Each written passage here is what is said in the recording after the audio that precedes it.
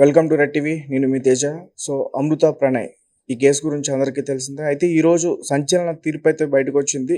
So అప్పుడు ఎస్పీగా ఉన్న ప్రస్తుతం హైదరాబాద్ కమిషనర్ రంగనాథ్ గారు ఉన్నారు. దాని గురించి మాట్లాడేందుకు సార్ నమస్తే సార్. నమస్తే అండి. సో మార్నింగ్ నుంచి కూడా మీరు చాలా బైట్స్ ఇస్తున్నారు. సో మారుతీరావు గారు చనిపోయినప్పుడు మీరు బాధపడ్డాను అని ఒక విషయం చెప్పారు సార్, ఎందుకో తెలుసుకోవచ్చా?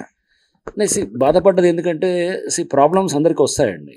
ప్రాబ్లమ్స్ వచ్చినప్పుడు దాన్ని హ్యాండిల్ చేసుకునే విధానం కూడా తెలుసుకోవాలన్నమాట. అంటే ఇప్పుడు ఒక తండ్రి అతను ఒక తండ్రిగా ఆలోచన చేస్తే కనుక అతను అత్యంత ప్రేమ అంటే బిడ్డ అంటే చాలా లవ్ అఫెక్షన్ ఉన్నటువంటి ఒక తండ్రి అనమాట.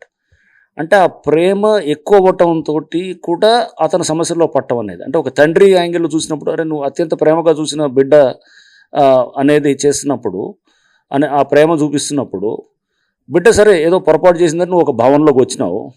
బట్ దానికి నువ్వు ప్రాణాలతో నువ్వు ముగించుకోవటం జీవితం అనేది అది కాదు పరిష్కారం అనేది ఆ కోణంలో బాధపడ్డదనమాట. అట్లా అనేది అంటే ఫీల్ అయింది ఎక్కడంటే ఒక తండ్రి అంత ప్రేమించిన తండ్రి అలా ముగించుకునేటటువంటి జీవితాన్ని అలా ముగించుకోవటం అది సబబు కాదు.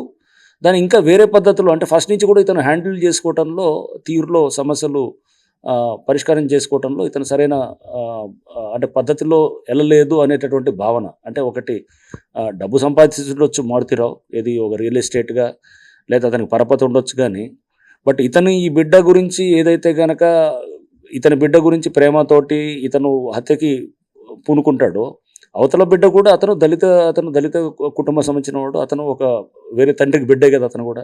ఆ తండ్రి కూడా ఎంత బాధపడతాడు కూడా అర్థం చేసుకోవాలి కదా.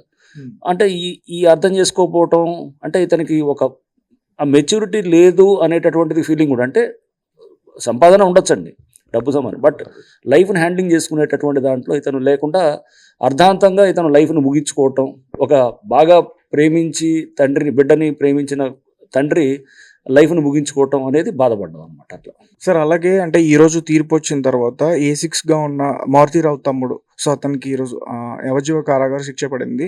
సో వాళ్ళ కుటుంబ సభ్యులు ఆందోళన చేస్తున్నారు. కోర్టు దగ్గర కూడా మనం చూసాం.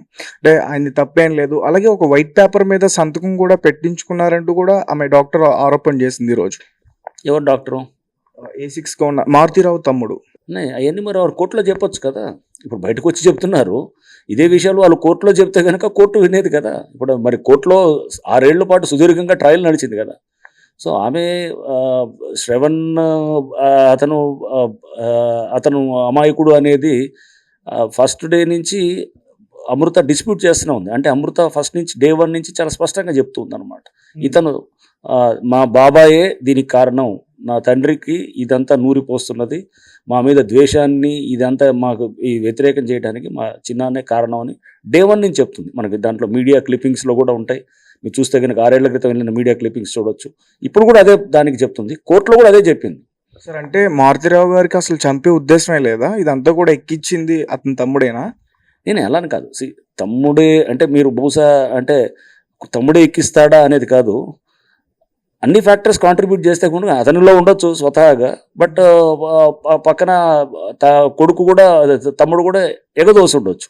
అంటే ఇతనికి లేదు అనేది కాదు, ఇతను పూర్తిగా అమాయకుడు అని అంటానికి లేదు.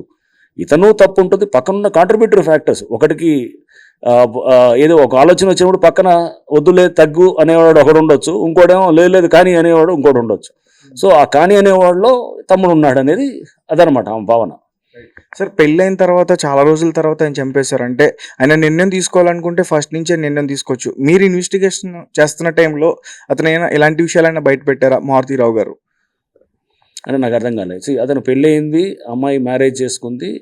యాక్చువల్గా ఏది వాళ్ళు ఇక్కడ ఏది మన ఆర్య సమాజ్కి వెళ్ళి చేసుకుంటారు. జనవరి 31, 2018 అప్పుడు మ్యారేజ్ చేసుకుంటారు. అదొక తర్వాత రిసెప్షన్ వాళ్ళే ఆర్గనైజ్ చేసుకుంటారు, చేసి అది ఆగస్టులో నెలలో 2018లో చేస్తారు.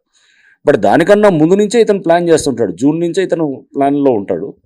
అది ఎగ్జిక్యూట్ అయింది ఎప్పుడు సెప్టెంబర్లో ఎగ్జిక్యూట్ చేశారు. బట్ దానికన్నా ముందు రక్కీలు చేసి కూడా వాళ్ళు చాలా సందర్భాల్లో రక్కీ చేస్తారు. ఒకసారి ప్లాన్ చేస్తారు, అది ఫెయిల్ అవుతుంది.